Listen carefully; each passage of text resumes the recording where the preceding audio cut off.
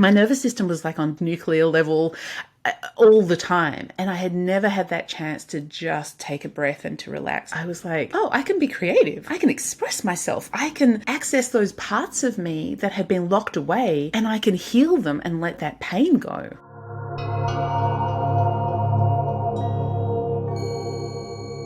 What was Shayla like and my life like before my psychedelic experiences? I grew up, my father was a Holocaust survivor. And so I grew up, with dealing with not only his trauma and PTSD, but then he also committed suicide. So that inflicted a whole host of other trauma and PTSD onto me. I grew up with all of the shit that my dad had gone through being dumped onto me. So I grew up with the I don't deserve, I can't be happy, the world is not safe, it's not okay to be me. And I brought all of that crap with me when I moved to Seattle. And then on top of that was a very stressful job, learning to survive in a different country. And so I was struggling. And by the time I got to doing psychedelics, my weight had skyrocketed. I was depressed, anxious. My nervous system was in a complete shutdown and overwhelming freeze. I was not able to perform my job. I was failing in my in all of my relationships and all aspects of my life, pretty much.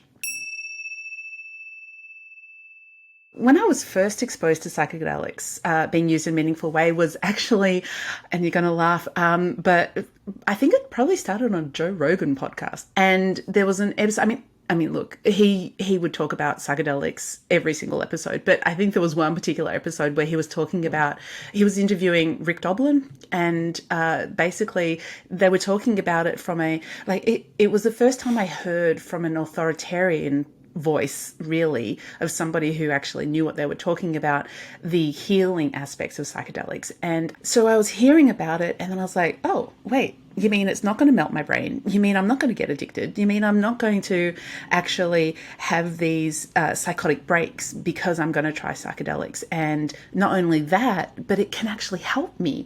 It can actually help trauma, PTSD, depression, anxiety. And I'm like, holy shit, these are all the things that I need help with. So what I was curious to transform, and I was more than curious, I was desperate to transform, was because of my upbringing. I didn't know how to set boundaries. I didn't know how to express that I wanted. I was constantly in fear of the world. I hid away parts of myself in order to survive, because for me, my survival tactic was fawning. You have flight, fright, freeze, and then fawn as the nervous system responses. And I kind of, like a lot of people, but I oscillated between a lot of those. But the one that I got stuck in as a child when I couldn't run away was fawning. So I adopted the good little girl mentality. And what that meant was that I hid all the things, all the parts of myself that got me in trouble.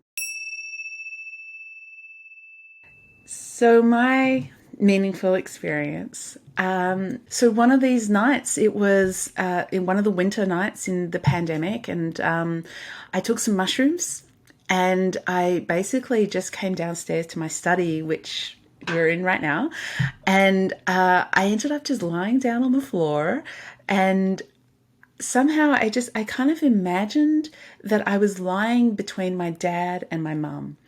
And as I lay there, I turned first to my dad, and I just opened up my heart to him.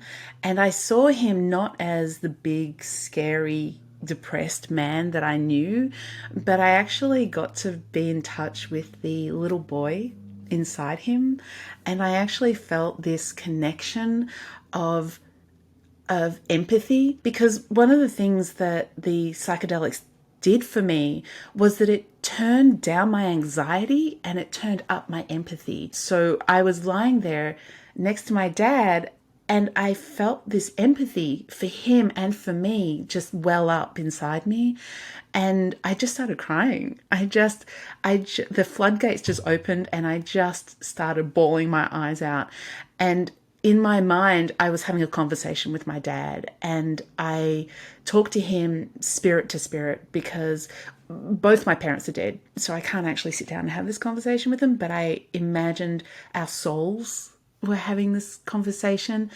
And in that conversation, I just said to him, look, I get it. I get where you're at. I get how traumatized you were and all the stuff you had to deal with. And I understand that you were doing the best you could with the resources you had at the time. And there's so much that I'm grateful for about the way that you raised me, because obviously I turned out that I can function, I can, exist in society. So you did a lot of things good.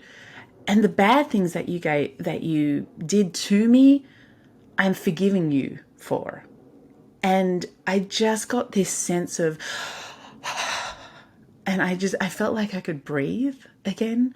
And I realized that all my life I've been holding my breath. And I mean, to the point where I actually gave myself asthma as a kid. And I actually could just, and just breathe and just be with him. And he wasn't that scary guy anymore that I had to hide from, that I had to hide myself from. And I imagined him then turning to me and saying, I'm sorry, which is something he never said to me when he was alive. And that was just like, whew, even more tears and more release. And I could literally feel my nervous system relaxing as he told me this, or as I imagined him telling me this. So the biggest thing that I learned out of the psychedelic experiences was that I could choose to feel safe, that I could choose that feeling safe was a choice, and that it gave me that palpable, visceral experience, that somatic experience of feeling safe, of when my nervous system dropped into the parasympathetic mode, when it was actually, oh, okay, I'm safe, I'm okay, I can breathe, I can digest, I can feel good about the world and my space in it. Because up until then, I'd been like, my nervous system was like nuclear level all the time, and I had never had that chance to just take a breath and to relax. So when I was coming in the world from that experience, I was like, oh, I can be creative. Oh, I can write. Oh, I can express myself. I can access those parts of me that had been locked away. I can witness their story, and I can heal them and let them, let that pain go. So that was the most phenomenal experience that I got from doing psychedelics. To integrate that experience, I've strengthened my relationships with my partner. We talk and communicate in a way that I was never able to do before. When I first arrived in Seattle, we barely knew each other, and we were just fighting all the time. And part of it was because I felt like I was stuck in this power struggle with him, because I felt like I had replaced him with my dad telling me what to do. And then I took a step back after doing the psychedelics. I was able to go, oh, it's not him at all. It's me. It's really my programming. It's my learning about the world. It's my mental model about how I think you saying this means. So I was able to really repair and strengthen my relationships. I was able to set boundaries. I never had boundaries before. So because I never knew what I wanted, I was never able to ask for what I wanted. So all of that meant that he knew where I stood. I didn't say things and then change my mind 5 minutes later. A tool that I would recommend is a support network. I would find either a good therapist or some way of understanding and knowing how to sit with your emotions. Make sure you're feeling safe in a safe environment, and that you have a intention of, I will just let this flow, I will let this come, and I will go through it.